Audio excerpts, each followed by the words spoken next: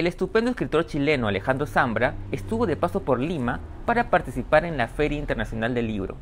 Él vino a presentar 2 libros, su más reciente, Literatura Infantil, publicada por Anagrama, y la reedición de su segundo poemario, una edición peruana además, de Mudanza, publicada por Personaje Secundario. Justamente sobre estos 2 libros conversé con Alejandro en el Hotel Los Delfines en San Isidro y quiero compartir con ustedes dicha conversación.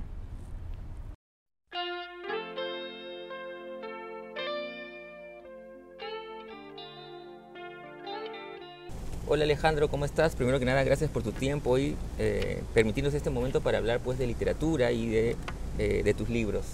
Y quisiera empezar por el más reciente, que es Literatura Infantil, que ha sido publicado por Anagrama hace muy poco, y que trata pues sobre el tema de la paternidad, ¿no?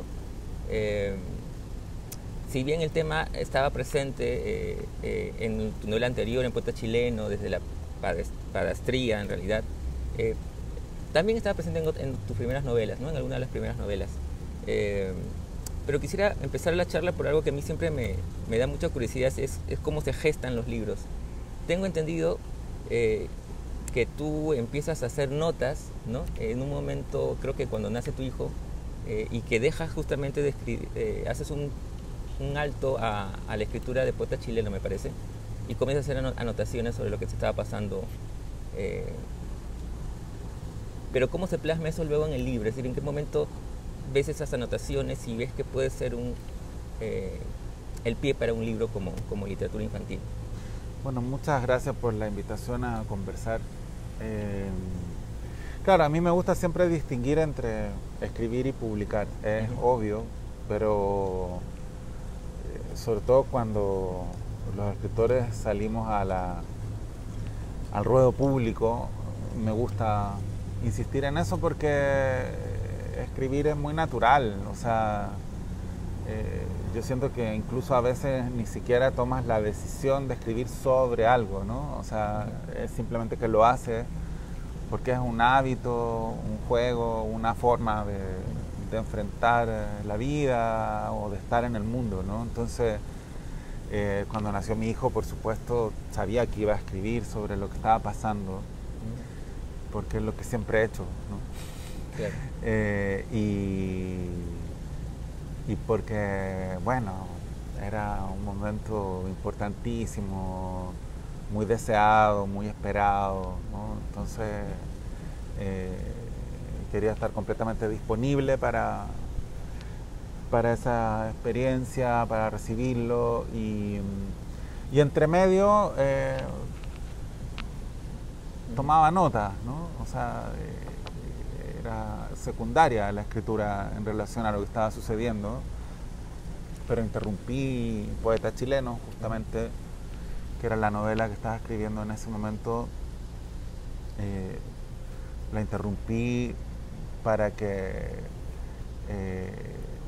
recibir a mi hijo, y lo que escribí fue más bien al principio notas. Yo creo que siempre se escribe notas, ¿no? Lo que pasa es que esas notas de pronto van tomando alguna consistencia distinta, o una nota es muy larga, entonces ya parece que fuera un relato, o te pasas a la, entre comillas, ficción, ¿no?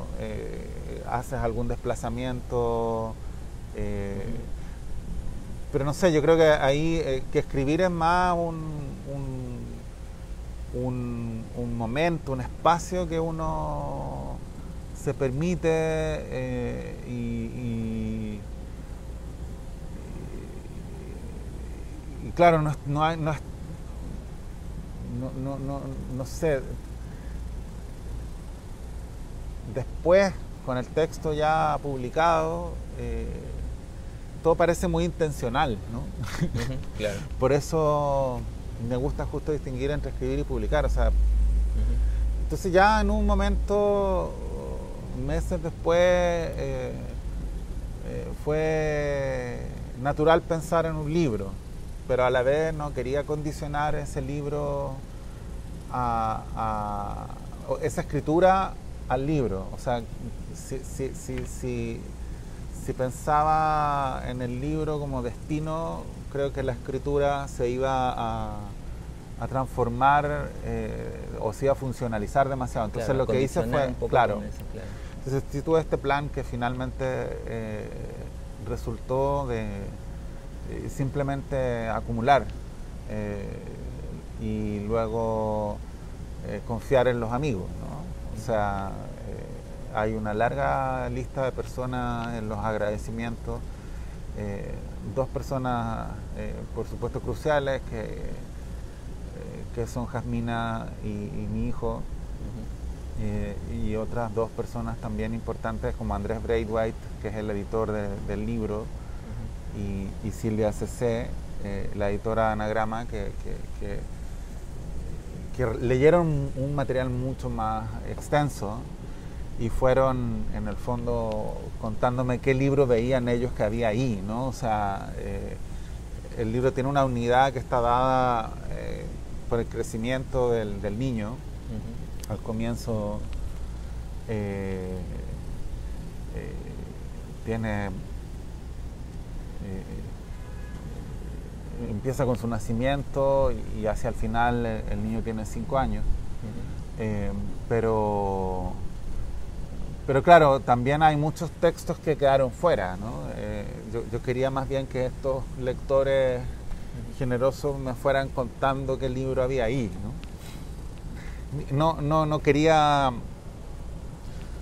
no sé cómo decirlo, pero como creo que muy libremente iba de un formato a otro, y lo que tenía en común era este origen que estaba en la experiencia, pero muchas veces esta experiencia me hacía revisitar episodios o pensar de otra manera asuntos que ya había pensado, ¿no? Claro, porque de alguna manera Perdona, mis respuestas son muy largas. No, pero... perfecto, porque me da pie justamente para otras preguntas y otras inquietudes que tengo. Justamente el libro, si bien obviamente está el tema de la paternidad y el ser padre y la experiencia, es un libro entrañable, pero al mismo tiempo es un libro de reflexión, incluso de cuestionamiento, ¿no? Por ejemplo, el tema de la masculinidad, ¿no? Cómo se entiende o cómo nos han educado respecto a la masculinidad en el tema, por ejemplo, de tener hijos, ¿no? Es decir, las mujeres es mucho más natural el tema. Creo que yo desde la infancia, ya el hecho de que les den muñecas para jugar, bebés, ¿no? Y en cambio a los hombres es más distante esa situación, y tú reflexionas sobre el tema en el libro, ¿no? De hecho, creo que hay una parte en la que dices que tu padre te enseñó todo menos a ser padre, o que nos enseñan menos a ser padre, ¿no? No nos dejaban jugar con muñecas a los... Claro, por ejemplo, ¿no? Entre otras cosas. No, o sea, bueno, en las mujeres había una dimensión opresiva, ¿no? Estaba vinculada la palabra mujer con la palabra madre. Y estaba ese mandato, que es la palabra precisa y actual, ¿no? Tenían que ser madre, ¿no? Y en cambio nosotros, en realidad, yo hago el chiste ahí de que crecimos bailando Billie Jean, ¿no? Teníamos nosotros la excusa de no saber inglés, ¿no? Pero algo habrá ahí en que creciéramos bailando una canción sobre la paternidad irresponsable, ¿no? Y luego la palabra hombre y la palabra padre no parecían estar vinculadas, y la palabra padre parecía no requerir ningún aprendizaje, ¿no? Porque incluso tú hablaste de las muñecas, había ahí un aprendizaje, ¿no? Claro. de ser madre. No sé si cuando te pasaban un camión había un aprendizaje de ser padre, más bien había un horizonte masculino definido en un sentido muy estrecho, muy restringido, en el fondo parecía que ser padre no era algo que hubiera que aprender, y la verdad es que la práctica lo demostraba, porque incluso el padre presente era medio ausente, ¿no? Por supuesto estoy simplificando algo que en la vida de cada uno se da de forma diferente, pero estaba como imagen de época la de un padre que se iba muy temprano y volvía a casa muy tarde, entonces casi no lo veía durante la semana, y el fin de semana sí, y su presencia marcaba algo, a veces marcaba la necesidad de silencio o bien diversión, pero era una presencia excepcional, ¿no? de fin de semana, que empezaba a volverse relevante en la medida que se volvía opresiva, ¿no? En la medida que te negaban permiso, generalmente cuando se acercaba la adolescencia o aparecían los castigos, y el mundo cotidiano era muy de la mamá, ¿no? Era un mundo muy femenino, incluso el lenguaje, yo esto lo he hablado con muchos amigos escritores, el lenguaje, en nuestro caso la lengua materna era realmente la lengua de la mamá, ¿no? O sea, la lengua de la sobremesa, mira, está un poco peruano el acento. La lengua de la sobremesa, de tomar once y quedarse esas 2 o 3 horas hablando, escuchando a las mujeres hablar, el pelambre, los chismes, todo eso tan delicioso, estaba ligado al esplendor verbal, ¿no? A los desacatos, a un lenguaje que era muy vertical, lacónico, autoritario, que era, bueno, en el caso chileno, la lengua de la dictadura, ¿no? Del orden, de la orden, digamos. Y entonces el espacio cotidiano era muy, muy, muy... Y luego también yo, no sé, pues, bueno, estoy hablando mucho, perdón. No, está bien, perfecto. Pero también yo fui papá a los 42, ¿no? O sea, muy tardíamente en relación a la generación de mi padre. Entonces, compararse con el padre es una trampa necesaria, ¿no? Es una trampa, pero también una trampa necesaria, ¿no? Es muy interesante lo que sucede ahí, porque también si yo dijera, bueno, si yo limitara mi situación como padre al ejemplo de mi padre, sería muy raro, porque ¿qué pasó en esos 20 años? Bueno, uno construyó una experiencia de la paternidad que no tenía ya que ver con tu propio padre, ¿no? Experiencias vicarias de la paternidad, la padrastría, la discusión generacional, todo eso tiene que ver con cómo llega mucho después al deseo de la paternidad biológica, y cómo llega el momento en que crías y eso es nuevo, y a la vez las experiencias que recaen sobre el presente son muy distintas de las que hubieras tenido a los 18 años, ¿no? O sea, claro, también muchos modelos de padres que construyen ideas distintas de lo masculino, yo los he tomado de amigos míos, ¿no? O sea, que mayores o menores que yo, pero que en el fondo simbólicamente son como hermanos mayores, ¿no? Lo que yo sí siento es que esa experiencia, que tampoco es privativa de una generación ni nada, pero son experiencias que no se han relatado mucho, ¿no? O sea, que está bueno que de pronto coincidan algunos libros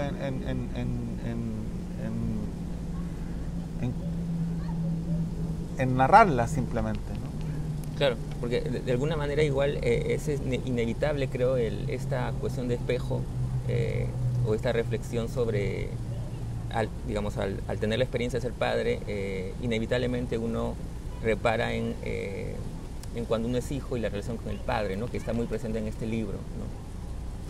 Claro, y hay ahí una oportunidad genial porque en esta doble militancia, ¿no? De Claro. ser padre y ser hijo a la vez, que se vive de mil maneras distintas, ¿no? Porque yo pienso sobre todo, por una parte, claro, aparece,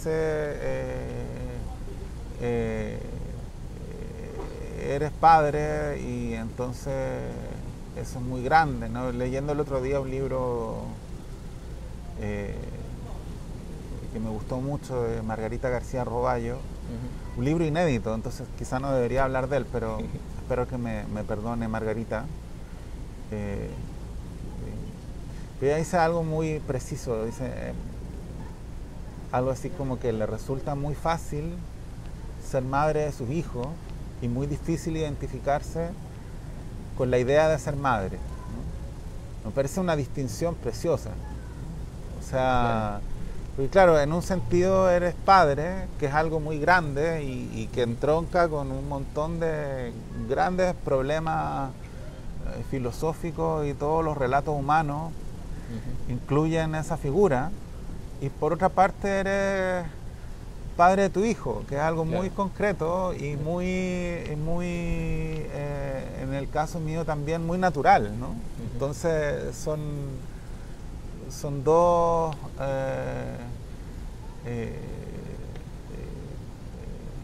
formas distintas de concebir, o sea, desde fuera aparecen esas dos formas, pero en la vida cotidiana, claro, no te ves como un personaje, ¿no? Y luego, claro, inevitablemente entras a ese espacio conceptual, pero es un espacio que está ya dichosamente invadido por los hechos, no sé cómo decirlo, o sea, está poblado, no es puro pensamiento, ¿no? Claro. Entonces, es la experiencia directa, digamos. O sea, yo, por ejemplo, pensaba en que es la experiencia directa, pero también es interesante y atractivo cómo esa experiencia se relaciona con cuestiones que nos han importado, ¿no? Claro. O sea, por ejemplo, toda esta discusión de la autoridad, ¿no? En la que nos formamos, ¿no? O la legitimidad, ¿no? Que son dos temas que a mí me importan mucho, como empieza como a discutirse todo de nuevo, ¿no? Y eso que podría parecer paralizante, al contrario, a mí me parece muy movilizador, ¿no? Como pero no sé, me fui por otro lado. No, está perfecto. Más bien, perdón. Sí, ahora que mencionabas a Margarita García Roballo, que es una estupenda escritora también, a quien he entrevistado también varias veces, pensaba que también en el libro hay muchas reflexiones literarias, digamos, hay muchas referencias a autores, a lecturas, ¿no? Obviamente no a la referencia que acabas de hacer de Margarita, pero sí de otros autores, ¿no? Está muy presente también la literatura en el libro. Claro, pero porque es que a mí me interesa la clase de pensamiento tan situado que la literatura proporciona, ¿no? O sea, también este mismo libro, uno podría decir, bueno, está más cerca de la no ficción que de la ficción. Pero a mí me gusta defender la ficción, ¿no? O sea, y más allá de esa discusión, yo creo que la literatura es donde las cosas se pueden discutir sin recurrir a falsas soluciones de último minuto, ¿no? O sea, sin soluciones artificiales, ¿no? Claro. Y los vínculos de parentesco en general,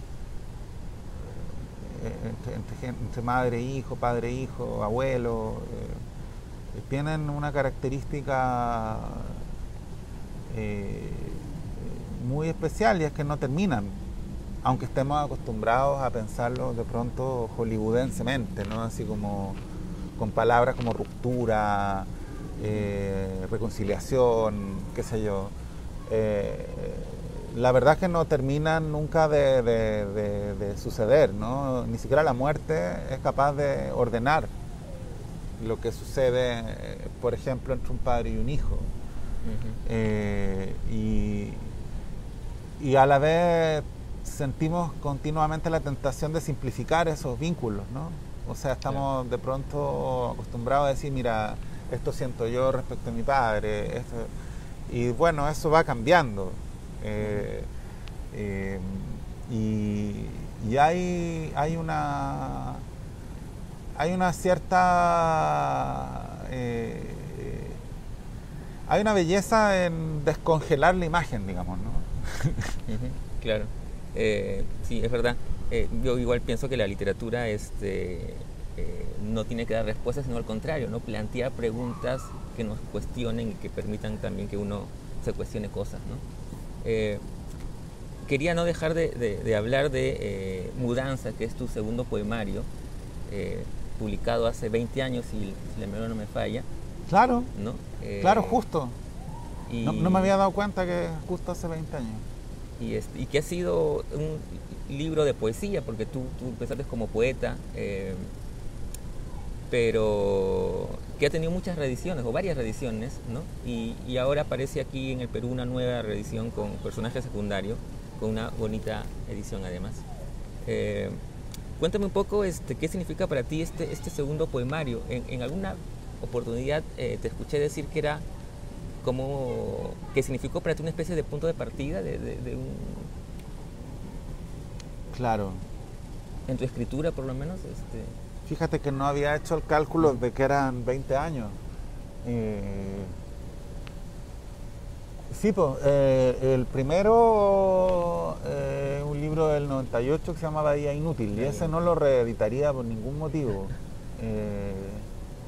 Ni siquiera con personas tan amables como el editor de esta edición, ¿no? Que pues fue muy rápido esto, como que quizás hace un mes me escribió y ya está el libro, ¿no? O sea, es muy rápido. Y quedó muy bonito, creo yo. Entonces ese libro no lo reeditaría porque yo creo que no era muy necesario. Quizás solo era necesario para mí ese libro. En broma decía yo que era más bien un ansiolítico o un antidepresivo. Entonces yo lo quiero, pero no sé si tendría sentido ponerlo en circulación. Y este sí. Ahora, ¿por qué? No tengo tan clara la respuesta, pero sí creo que este libro me permitió descubrir ciertas cosas y sobre todo fluir, ¿no? O sea, se parecía muy poco ese poema cuando lo escribía a lo que en ese tiempo intentaba escribir. Yo creo que en ese tiempo todavía yo intentaba escribir, o era un tiempo en el que yo estaba intentando escribir, ¿no? O sea, que estaba muy ahí planeando las cosas, y de pronto encontré tirando del hilo de un verso que es el primero del poema, porque es un solo poema largo. Claro, eso te iba a decir, es un poema que va fluyendo y fluyendo y bueno, está dividido en 6 partes, pero es un mismo aliento, digamos, ¿no? Claro. Entonces cuando apareció ese primer verso fui tirando de ahí y jalando y claro, se generó esta como estructura inestable. Es un libro que podría durar 100 páginas más o tener 10 páginas menos, digamos. O sea, era una cuestión que yo no había intentado y quizás hasta me resistía en ese tiempo, ¿no? Como que los textos los pensaba mucho y creo que ahí descubrí que la escritura era más bien un espacio, en el que los planes suelen fracasar y que en ese fracaso de plan hay un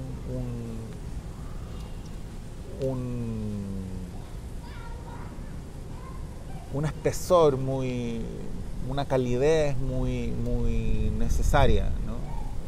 Entonces, que en realidad es más bien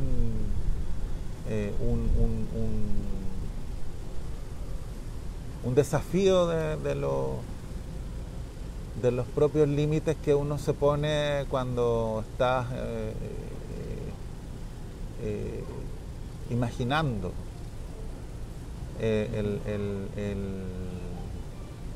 como que la escritura está muy inundada de deseo. Entonces creo que a partir de ese libro yo la concebí más como un momento del día, ¿no? Que igual había sido eso antes en mi vida, ¿no? Pero yo creo que estaba muy nervioso. Entonces estaba tratando como de maximizar, de aprovechar el tiempo, entonces al final nada resultaba, ¿no? Y que me devolvió el placer del hábito, o sea, de que escribir fuera el hábito, del que puede o no salir un resultado, ¿no? Yo creo que estaba muy resultadista en ese tiempo, ¿no? Que una enfermedad muy natural era entonces y ahora incluso más, ¿no? O sea, vivimos con la sensación de que tiene que resultarnos algo. Y es muy natural sentir eso, pero yo siento que escribir va más en la otra dirección, ¿no? O sea, que, claro, transformar eso que casi todo el mundo piensa que es tiempo perdido, en tiempo ganado.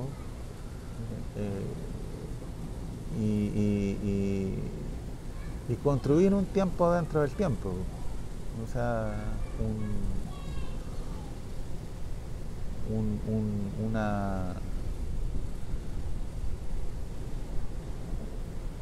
no es fácil, ¿no? Pero claro, ahí vas ganando tiempo, o sea, cuando te ven ahí en la mesa del living, escribiendo un poema a los 8 años, pasa tu papá, igual te manda a comprar cigarros a la esquina, ¿no? Porque cree que no estás haciendo nada. Pero luego ganaste el segundo lugar en el concurso literario en la escuela.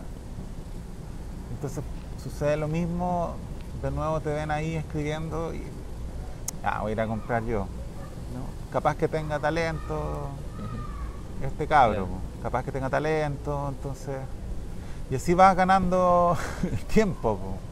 Después eres el que no va al asado, no va al asado porque se cree novelista.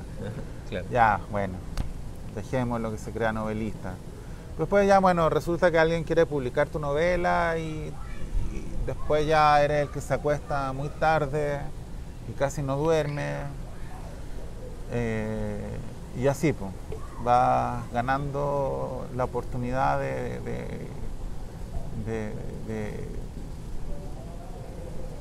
tiempo, ¿no?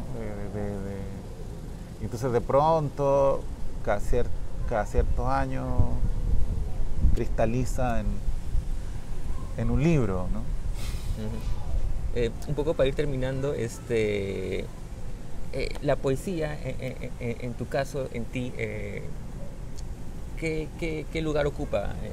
Yo entiendo que es importante por muchas veces que lo hemos hablado, porque incluso en literatura infantil está la poesía, ¿no? Y en tu libro también de alguna manera está, ¿no? En tu libro digo de narrativa, ¿no? Pero ¿qué tan importante es la poesía para ti? Bueno, es que yo creo que se exagera la diferencia, ¿eh? O sea, yo siento que es más bien la misma banda que una gama, ¿no? O sea, que de pronto pasa por varios ritmos.